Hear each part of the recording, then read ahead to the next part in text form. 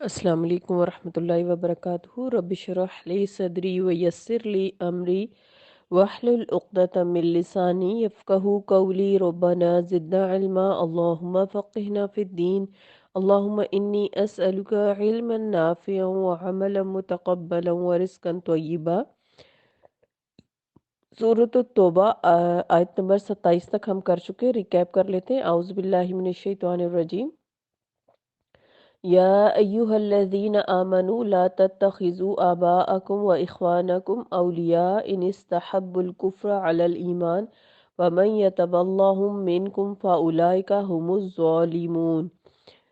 اے ایمان والو، اگر تمہارے باپ اور تمہارے بھائی ایمان کے مقابلے میں کفر کو پسند کریں تو انہیں بھی اپنا رفیق نہ بناؤ، اور تم میں سے جو شخص انہیں رفیق بنائے تو ایسے ہی لوگ ظالم ہیں۔ اے نبی صلی اللہ علیہ وسلم، آپ مسلمانوں سے کہہ دیجئے کہ اگر تمہیں اپنے باپ، اپنے بیٹے، اپنے بھائی، اپنی بیویاں، اپنے کنبے والے اور وہ اموال جو تم نے کمائے ہیں، تجارت جس کے ماند پڑنے سے تم ڈرتے ہو، اور تمہارے مکان جو تمہیں پسند ہیں، اللہ اور اس کے رسول صلی اللہ علیہ وسلم اور اس کی راہ میں جہاد کرنے سے زیادہ محبوب ہیں، تو انتظار کرو یہاں تک کہ اللہ اپنا حکم لے آئے، اور اللہ نافرمان لوگوں کو راہ نہیں دکھاتا۔ اللہ اس سے پہلے بہت سے موقعوں پر تمہاری مدد کر چکا ہے، اور حنین کے دن بھی تمہاری مدد کی تھی جبکہ تمہیں اپنی کثرت پر ناز تھا، مگر وہ کثرت تمہارے کسی کام نہ آئی، اور زمین اپنی فراخی کے باوجود تم پر تنگ ہو گئی اور تم پیٹھ دکھا کر بھاگ کھڑے ہوئے۔ پھر اللہ نے اپنے رسول صلی اللہ علیہ وسلم پر اور مومنوں پر تسکین نازل فرمائی اور ایسے لشکر اتارے جو تمہیں نظر نہیں آتے تھے، اور کافروں کو سزا دی، اور کافروں کا یہی بدلہ ہے۔ پھر اس کے بعد اللہ جسے چاہتا ہے توبہ کی توفیق دے دیتا ہے، اور اللہ درگزر کرنے والا اور رحم والا ہے۔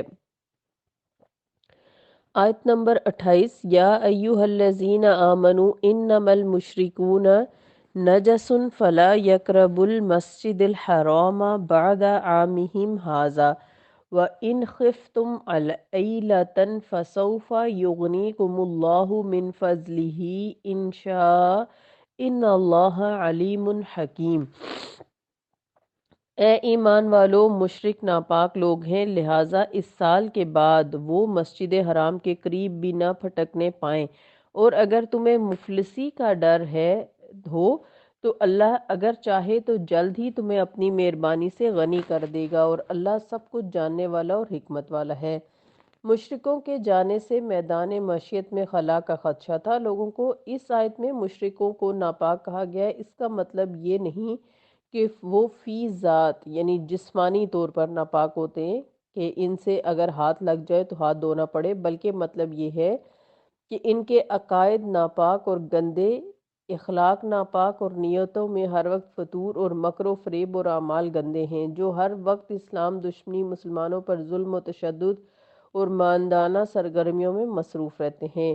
اس آیت کی روح سے مسلمانوں کو واضح حکم دے دیا گیا کہ اب مشرکین بیت اللہ کے قریب بھی نہیں پھٹک سکتے، بلکہ مکہ کیونکہ مکہ جہاں ایک مقدس مقام تھا، وہاں تجارتی مرکز بھی تھا، اور یہ تجارت زیادہ تر مشرکین مکہ کے ہاتھ میں ہی تھی۔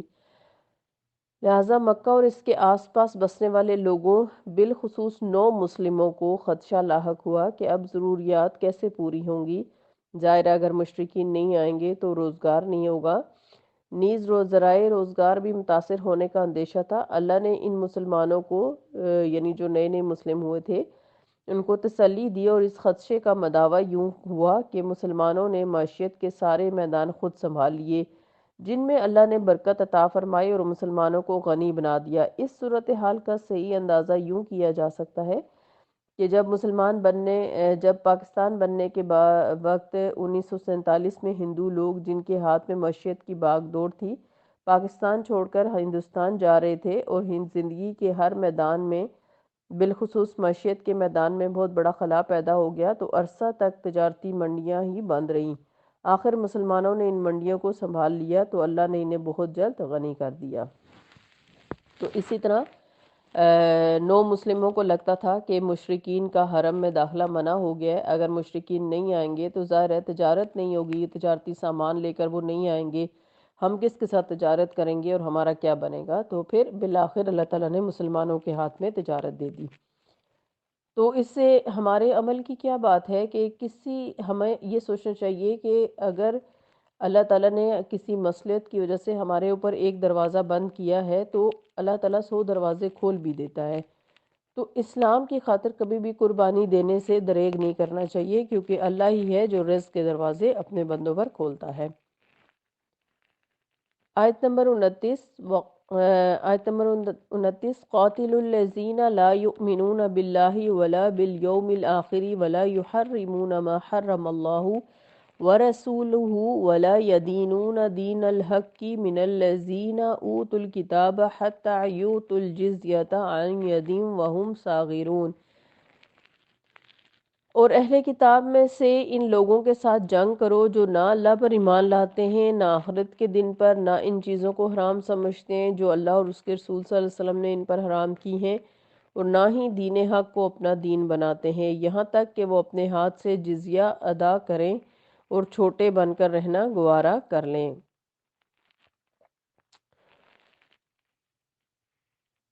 اب اللہ اور آخرت پر ایمان لانے کا صحیح مفہوم کیا ہے؟ یہ خطاب اہل کتاب سے ہے، حالانکہ وہ اللہ پر بھی اور آخرت پر بھی ایمان رکھنے کے دعوے دار تھے۔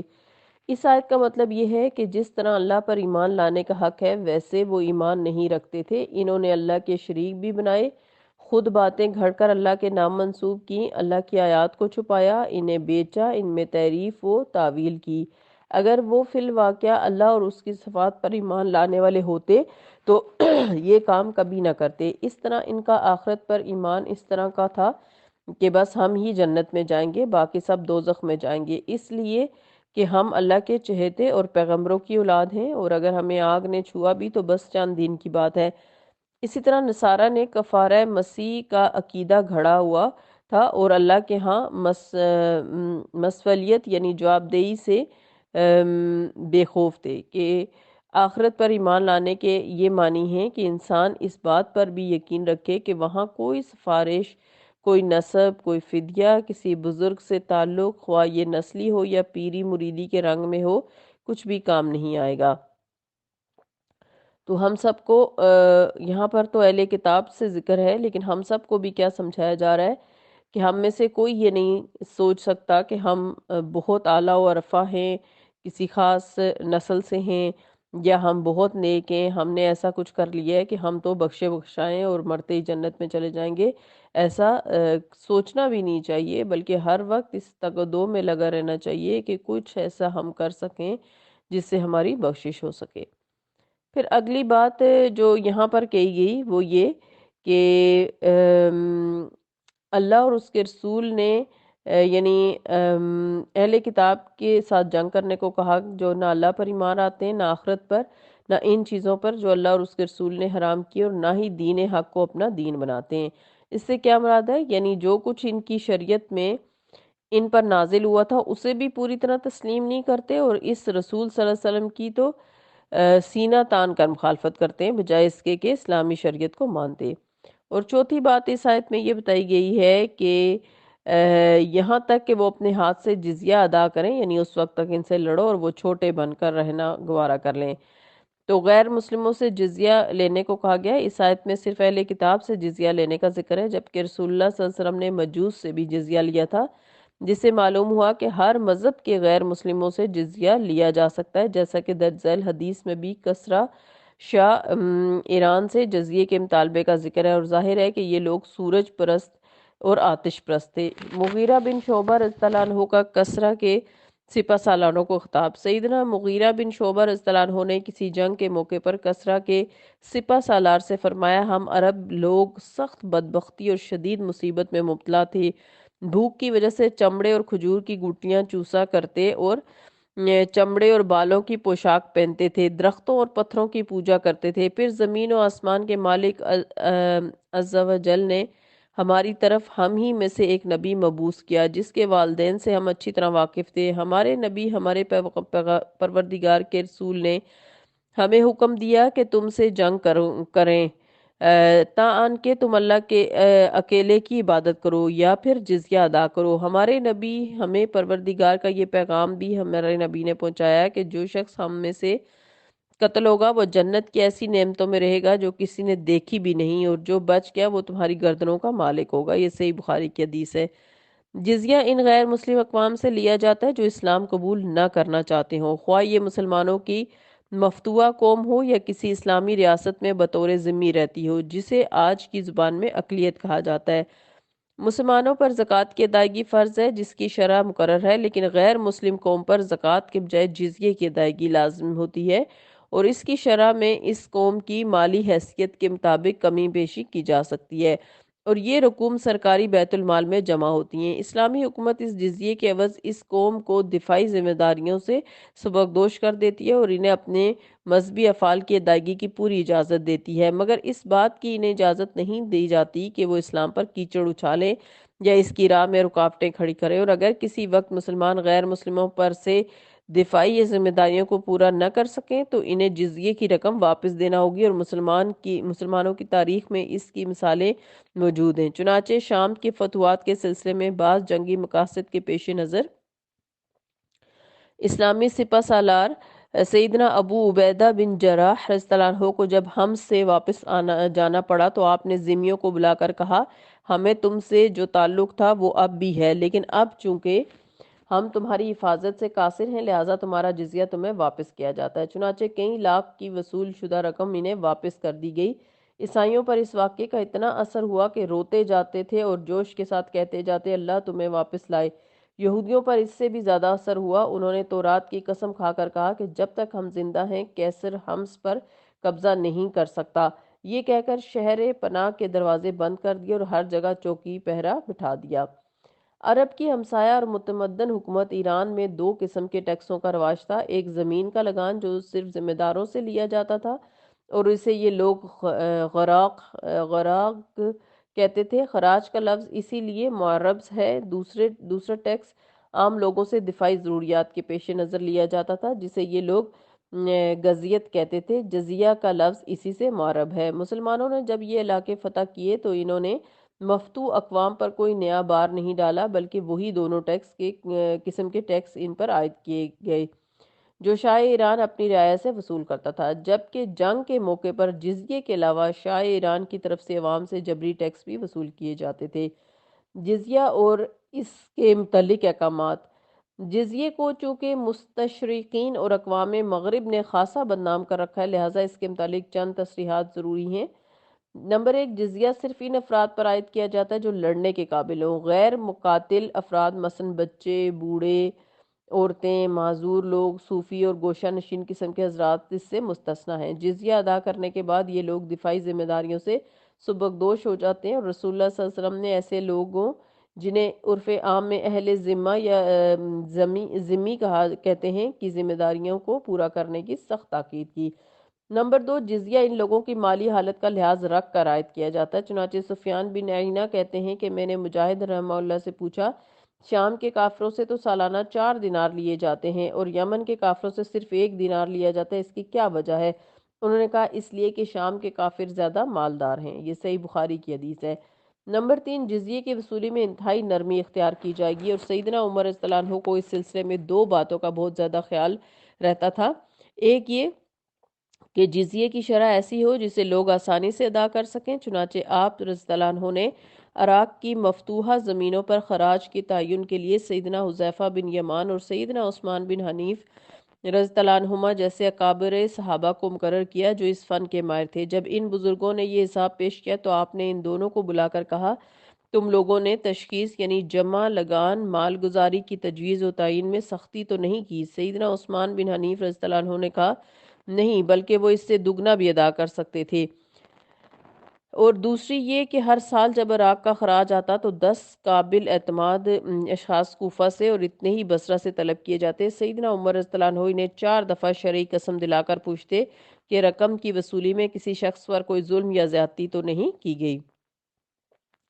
چوتھی بات، جزیہ چونکہ دفاعی ذمہ داریوں کے عوض لیا جاتا ہے، لہٰذا یعنی ان کی سیکیورٹی ان کو پرووائڈ کی جاتی ہے، اس لیے لیا جاتا ہے، لہٰذا جو لوگ ایسی خدمات خود قبول کرتے ہیں ان سے جزیہ نہیں لیا جائے گا۔ مثلا طبرستان کے ضلعی شہر جرجان کے رئیس مرزبان نے مسلمانوں کے سالار سوید سے صلح کی، اور صلح نامے میں بتصریح واضح لکھا گیا کہ مسلمان جرجان اور طبرستان وغیرہ کے امن کے ذمہ دار ہیں، اور ملک والوں میں سے جو لوگ بیرونی حملوں کو روکنے میں مسلمانوں کو ساتھ دیں گے وہ جزیے سے بری ہیں۔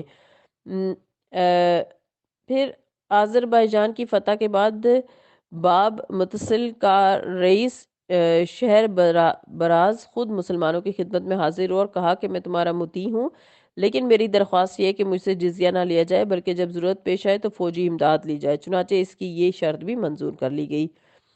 اگلی بات یہ ہے کہ عمرو بن عاص رضی اللہ عنہ نے جب فسطاط فتح کیا تو مقوقس والی مصر نے جزیے کے بجائے یہ شرط منظور کی کہ اسلامی فوج جدھر رخ کرے سفر کی خدمت یعنی راستہ صاف کرنا، سڑک بنانا، پل بنانا وغیرہ مصری سر انجام دیں گے۔ چنانچہ عمرو بن عاص جب رومیوں کے مقابلے کے لیے اسکندریہ کی طرف بڑھے تو مصری خود منزل بمنزل پل بناتے، سڑک بناتے اور بازار لگاتے گئے۔ اور علامہ مقریزی نے لکھا ہے کہ چونکہ مسلمانوں کے سلوک نے تمام ملک کو گرویدہ بنا لیا تھا، اس لیے قبطی خود بڑی خوشی سے یہ خدمات سر انجام دیتے تھے۔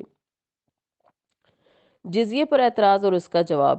اب اس متمدن اور مہذب مغربی اقوام کا حال بھی سن لیجئے۔ وہ جزیے کو بدنام کرنے اور اسے ذلت کی نشانی ثابت کرنے میں ایڑی چوٹی کا زور لگا رہے ہیں، اور خود یہ لوگ فتح کے بعد مفتوح قوم سے اپنا سارا جنگ کا خرچہ بطور تاوان جنگ وصول کرتے ہیں۔ پچھلی چند صدیوں میں تو تاوان جنگ کے علاوہ سیاسی اور اقتصادی غلامی پر بھی مفتوح اقوام کو مجبور کیا جاتا رہا، بلکہ البتہ دوسری جنگ عظیم کے بعد سیاسی غلامی کو متروک قرار دے کر اس کے بدلے اقتصادی غلامی کے بندھن مضبوط تر کر دیے گئے۔ ان کے زرخیز ترین علاقے پر ایک طویل مدت کے لیے قبضہ کر لیا جاتا اور اس معاملے میں انتہائی سختی سے کام لیا جاتا ہے تاکہ مفتوح قوم میں بعد میں اٹھنے کی سکت ہی باقی نہ رہے۔ اسلام نے جزیے کی ایسی نرم شرائط سے ادائیگی کے بعد نہ تاوان جنگ عائد کرنے کی اجازت دی اور نہ ہی کسی قسم کی اقتصادی غلامی کی۔ تو جو آج کل یعنی لیا جا رہا ہے، یہ یورپین کنٹریز کے اندر آپ دیکھتے ہوں گے کہ یہ ایک ٹیکس ہوتا ہے لوگوں کو فیسیلیٹیٹ کرنے کے لیے۔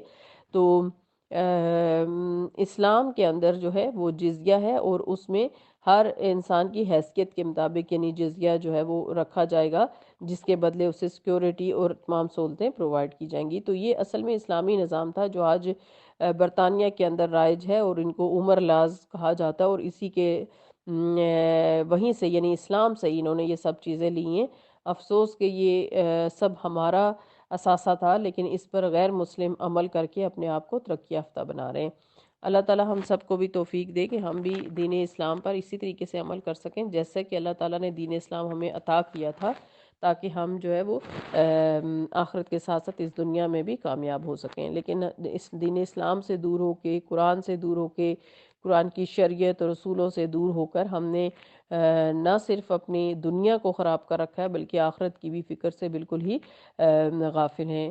تو اللہ ہم پر رحم فرمائے، اور یہ خوبصورت شریعت جو اللہ تعالیٰ نے ہمیں نبی صلی اللہ علیہ وسلم کے ذریعے دی ہے، اللہ ہمیں اسے سمجھنے کی توفیق دے اور اس کے ذریعے سے اپنے دین و دنیا کو سنوارنے کی توفیق عطا فرمائے۔